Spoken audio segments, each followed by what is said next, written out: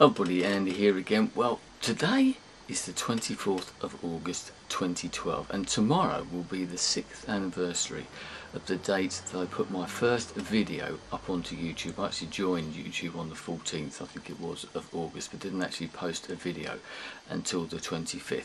And I tend to do this every year, sort of do like a look back over the year and how it is that another year has passed, and here I still am on YouTube 6 years later and 850 odd videos or whatever it is later, still making videos and still into it. And fun, a couple of things have happened recently that made me sort of think about doing this video anyway, but maybe change the direction of it slightly, because some friends of mine off the internet, I'm not going to name them, have a little email thread conversations every so often. Some of these people actually I think I've met just about every single one of them, and we had a good conversation all about this type of thing and about how things have changed over the years, and about a particular video that we made all those years ago as well, and how people have moved on and the way that it's evolved, the site's evolved. Yes, we've, obviously Google bought it. Back in the day when I first started on YouTube, it was just YouTube, there wasn't a Google involvement. It didn't take long for that.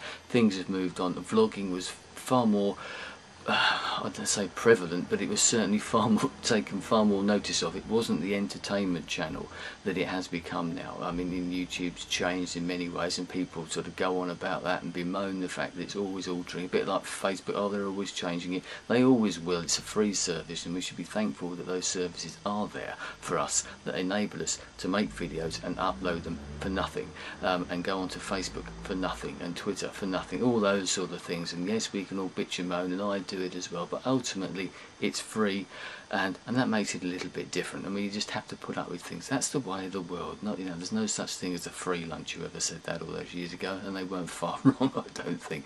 So where are we now? Well, as I said, I'm 6 years into this, and I've been making videos regularly. Some of the people that I was talking to make videos very sporadically. They don't make them anywhere near as much as they used to. Some people don't make them at all, and that's the difference, is that people have moved on.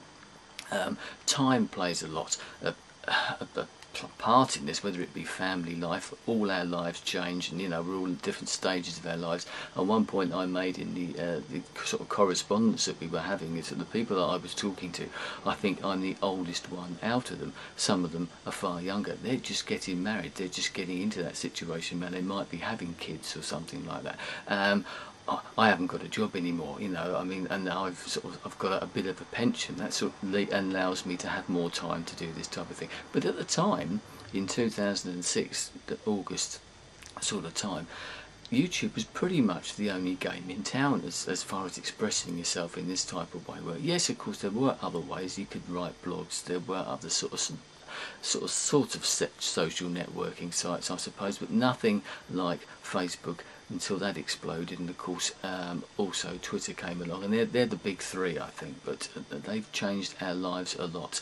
We didn't have the movable thing. We didn't have these type of things, iPhones where we could walk around, and the movable internet, and you could walk around taking photos and upload them, and you could tweet, and you could do this, and you were permanently connected just about every single minute of the day if you wanted to be. We didn't sit in front of our computers quite so much as we do now. I saw a good little piece on the internet yesterday about Moore's law, about every 2 years the capacity of the transistors or something, whatever it is, the computer chips inside your computer, the capacity of it doubles and the speed doubles. And what they were saying, that every 2 years there's a change to that. We spend double the amount of time on the internet, and that probably isn't too far wrong. I'm as bad as anybody else because we can do it everywhere. The speeds have changed. Back in those days, if there was broadband, it was a damn sight slower than what it is now. I've just changed my service, so I'm getting considerably more. I've upped my speed by sort of 6 times or something like that, and getting far more than I ever thought I would ever get, and for the same money, as it happens as well.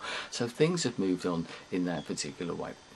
And as I said, people haven't got the time, but people get these things out of their system. One thing I haven't done, I think, and I'm not really sure why that is, as opposed to some other people that have come and have left, is that I haven't got this out of my system. I still enjoy doing this, and I still, as people may know, I'm still doing audio books, I'm still writing blogs, I'm still making videos, I'm still uploading photographs, possibly more than some of those than others, and once again bursts of enthusiasm come along, but they're all constants, they're all there, and other people get that out of their system. For, you know, we've all done things over our time, and people, you know, when they're younger, they drink too much, they take drugs or something like, they mess around or something like that, they get it out of their system, they change, and life moves on, doesn't it? But for some others of us, it doesn't move on, it stays a constant. And one of the reasons for me is that it has made me meet up with so many people who I'm still in contact now with across the world, obviously in email chains, on Facebook, on Twitter, or whatever it might be as well. So I look back on this, it's not certainly on a wasted journey, and I think all of those people who I was referring to earlier, even if they're not making videos, they certainly don't consider it to have been a waste of time because of what happened to them, where it might have led them. It's led them onto other things and down different avenues, exposed them to different things, different people that have maybe inspired them or helped them along, and you know, put videos together, the old collaboration videos that people used to make, which sort of pooling resources and little brainstorms, if you want to put it that way. I've learned a lot through doing this. I've said that many times before. It's led me down paths that I never would have gone down before. It's led me on to other things that it's got me back into photography, it's got me into other things as well, and it's exposed me to different forms of video making. I never expected to make the sort of videos that I did. I certainly never expected to make the amount of videos that I did when I had those first filtering steps in back in 2006, and I look at some of those videos and they're still up there. I'm not going to take them down. I've taken a couple down for other reasons, but I leave them up there because I think, you know, we all have to start somewhere, and there's that digital record side of it as well, which I'm also very proud of. But I went to a social media meetup yesterday, which is quite an interesting thing. If you ever go, you get a tweet up or something, go to it. They may be never quite as successful as some of the people would like them to be, but you always meet every single one I've been to here locally. I think this was the 6th one. There's always interesting people, and of course I've been to YouTube gatherings in London, I've been to them in Nashville, and I've been on road trips and things like that in America, things I never would have done if it wasn't for this particular site. But yesterday, talking to the people, and the people who set it up, inadvertently, wasn't their fault, purely, you know, an innocent mistake, they happened to put that this was the first ever Hastings tweet up stroke social media event, and I respectfully reminded them that it wasn't. They were quite happy with that. As I said, it was an innocent, genuine error on their part. They'd done some research and didn't realise that the first tweet up that we'd had was back in 2009, in April of that year, and it sort of brought it home. And also talking yesterday with some of the people around the table, you know, people that I've met through Twitter, mainly local people, and that's the way that it's gone for me now, was how long I've been doing this. I'd suddenly realised that talking to this, but I was a bit of an early adopter. I'm not as early in this adopter as some other people, but certainly a far more early adopter, and I've actually got it written down. Because of that, I started looking. As I said, I started on YouTube. My first video was on the 25th of August 2006.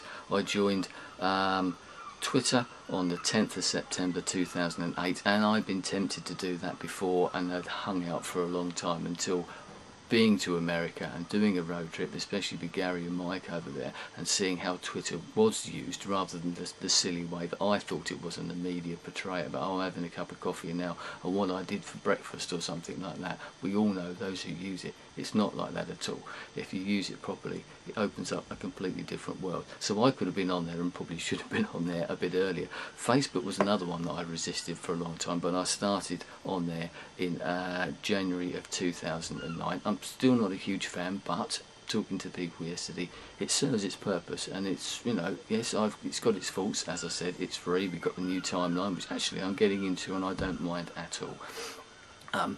But it's there. It's a free service. If you don't like anything, any of these sort of things, like the TV, if you don't like a video, don't do it. Turn it off. Go somewhere else and let everyone else have their fun if they want to, you know. And I started doing a blogger about 2009 as well. And so it made me realise that I've been doing this for a lot longer, and maybe had more experience of this, and more to say about some of this and the way that it's led me. Other people are still finding this out. So if you are just starting on this sort of road, whether it be in video or blogs, or, you know, to audio, be sort of podcast, or even on Facebook or something like that, and using it and exploring, use it and do explore it. try and meet up with decent people like I have, whether it be in America or in London or whatever, or locally. As I said, this sort of journey has taken me far more local recently, because you suddenly realise that there are a lot of very good people locally that you can meet up with, and wherever you are that will be the same. Organise a little event, get together, you know, search the people out on Twitter or something like that. Those friendships will move somewhere else. There's always that sort of element, saying to the person who organised the thing yesterday, the event yesterday, was that people are always a bit wary about meeting people off the internet, and there are very good reasons for doing that. But through video, through Twitter, and even through Facebook or something like that, or even blog posts, if you use it sensibly and correctly, you can find out quite a lot about people by reading things, by looking at their videos, by, you know, corresponding with them, because all of these mediums are a give and take. Whether it be with video, you respond to the comments that people hopefully will leave on there, and if it's on Facebook, you have a genuine dialogue, as you should do on Twitter. If you don't use it that way, you're not using it properly, and you won't get the benefits out of it. You need to do that, and businesses could learn a lot from that, as we were saying yesterday. So it can take you a long way. As I said, 6 years, it's changed my life. It sounds a very big, bold statement, but it has, in lots of different ways. It's led me down so many different paths. We were talking yesterday. I've been on the TV, or so I've been on the radio, you know, been interviewed about different things, and a lot of that has come about through social media, or the things that I've learnt about social media. I've published a book, albeit online, of my blog posts, an e-book or something like that. I never would have even thought about doing that type of thing if I hadn't got involved here in the first place. So it's led me quite a long way. I fully intend to stay here. I've still got the enthusiasm. I've just started doing another blog, which I'll put links to all these things down below, just in case, about all my vinyl records, and I'm getting into that. The music thing keeps coming on. As I said, it can lead you down so many different paths that you just don't know, and I know other people it's done exactly the same. So I shall keep plugging away at this, not because it makes me any money, but because I actually enjoy doing it. I enjoy communicating in whatever way, and if people don't watch it anywhere near the numbers that they used to, they don't read the blogs maybe as much as I'd like them to, but that doesn't matter. You're still putting it out there, and you never know who might see that and where it might lead you. You know, opportunities are there sometimes, if you want them. Maybe you just want to leave a little digital record, a bit of a legacy, and I've done that recently. Look back at some of the things that I've done, or listen to some of the things that I've done in the past, and I'm very glad that I've done that, because they wouldn't be there. They would be lost in the mist of time. You can't change history, as I said in an audio booth the other day. You can't change history. You can't go back and record something from all those years ago. That moment's gone. Now is the time to do it, whether it be recording it on your voice, whether your face, or writing something down, or taking a photograph. If you don't do it now, that moment's gone. So seize the moment, seize the day, as they say, and who knows where it might take you. I'll probably see you again in another year's time, but I'm sure I'll be around before then. Anyway, thanks for anybody who's supported me in any way whatsoever throughout that 6-year, or this 6-year journey, and I hope you'll be there along for the ride, whoever or whatever it may bring in the future. Anyway, I'll speak to you again soon. Goodbye.